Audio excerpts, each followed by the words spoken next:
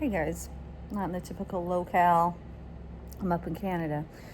And I wanted to talk to you guys today about living the truth so that you don't just live your second best life, convincing yourself that it's actually your first choice. Because sometimes we make these choices and we tell ourselves that we're comfortable somewhere, or we tell ourselves that we can make it in a certain situation, and yet there's some element that's missing. It could be a certain feeling that is not present. It could be some type of something that you were hoping for, but it isn't actually there. And so we tell ourselves, oh, it's okay, I don't actually need it.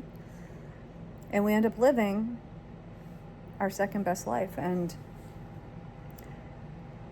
when we do that, we interact with other people who are also living their second best life. And if for some reason you happen to come across someone who was not living their second best and they were truly living their best life, it's going to have an effect on you.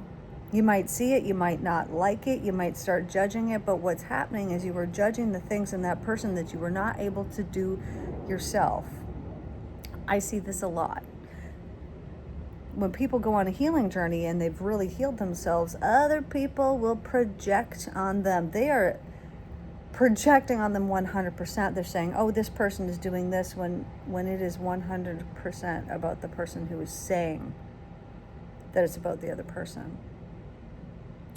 And the problem lies that we're blind to it, that we actually don't see it, that our awareness is non-existent, because we're too busy putting it outside of ourselves.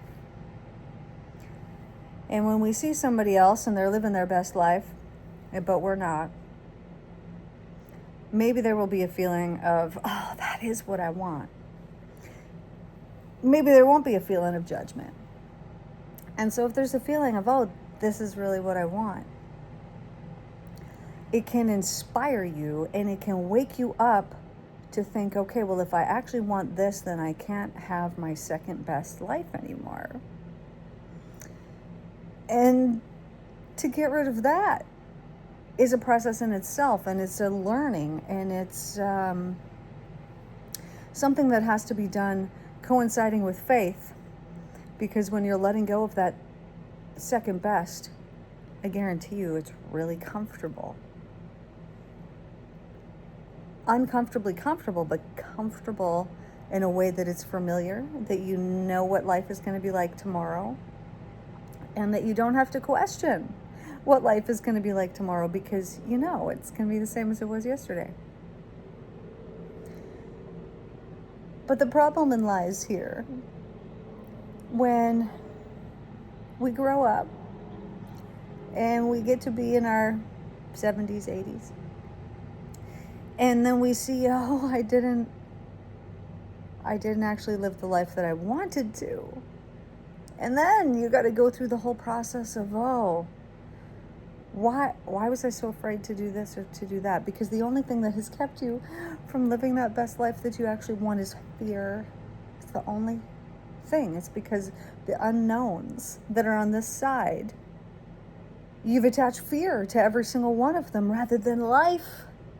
Because if you took your fears and you ripped the fear out of it and you attach life into it instead, you would have a completely and totally different outcome. So my encouragement for you today is to trust yourself more, to fully trust yourself more. That if you've been lying to yourself, telling yourself, oh, no, this is really actually my first choice, but it's not, then maybe admitting that to yourself, maybe admitting to yourself that this isn't ideal, this isn't what I want, this isn't actually the job that fills me up, this isn't the relationship that I needed, this isn't the place that I'm supposed to be, this isn't the thing that I'm supposed to be doing. Because as long as you continue to live your second best life, then the entire reason why you came here will not be fulfilled, cannot be fulfilled, because It is requiring us to embody pure authenticity to live our first best life. And through that process alone, it allows other people who are also authentic, purely and fully, to come in to our life and to assist us with this process, to arrive at the nick of time just when we needed them. Imagine this for a moment, that there is a world, and it looks pretty good, and everybody seems pretty satisfied when everyone's just living their life, kind of almost in a robotic type state, but they still have smiles on their faces and they still look really happy and the world looks good. And this is called second best life world. Now imagine there's another world and it's called best life world. Now everyone here, they're genuinely happy. There's so many leaders. There's so many people who are giving and authentic and kind and truly happy, and the families are happy and everyone is filled with joy and they're just truly happy to be alive. Which world do you want to be a part of? Because that is the world that you are a part of. It's be all end all. That's the world that you're a part of, whatever it is that you've chosen for yourself. Whether it's second best, third best, first best, it doesn't really matter. When you embody second best, everyone around you does the same, because you live in the energy of the world that you have created. You hold the energetic space of the world that you have created. And so if it's second best, that's what you're experiencing. And so is everyone else around you.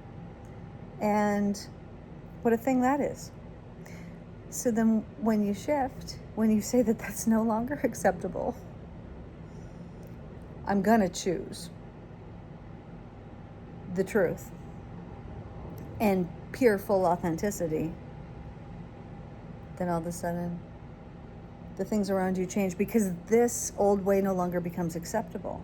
And so when you see someone who is still in the old way, which you don't judge anymore because that was you and you chose it your whole entire life up until you didn't, it's no longer acceptable to you. And then pretty soon you see that these relationships fall away, this job falls away, this thing falls away, all the things fall away because they were not authentic in the first place. They were not really, really, really real and solid. And the best part about that is that you have all this extra space now, all of this excess space for exactly what it is that is meant for you to magnetize to you. And you don't need to go out and search and look for it. It literally will just come to you because you have the energetic space for it. It's really that easy. So my homework for you today is to look deep inside and find the places where you are not being authentic with yourself, where you are telling yourself, no, I'm satisfied here, but you're really living your second or third or fourth best life in that particular area. And when you locate these, when your awareness comes and you go, oh, I guess that is true. I was holding on to that job because I was afraid if I let it go, then this would happen. When you can identify those areas and bring them into your awareness, then identify the fear that's attached to them, and then pray about it. Meditate about it. Do whatever you need to do about it so that you can release whatever that is, because that energy is pulling all those things to you that are fear-based. So release it. Let it go. And call in the high vibration, the first best, the life you really want. This is what I have for you guys today. You guys know I have so many videos of mostly audio only. Love you guys. Thank you for your support. Thank you for your kindness. Thank you for your emails. You know how nice that is to get emails from you guys. Anytime I get them and somebody tells me, oh, I stumbled across your page and this happened. Oh, I stumbled across your page and that happened.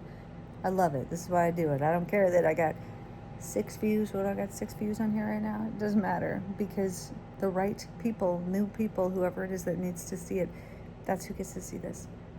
I love you guys. Take care. I'll see you in the next one.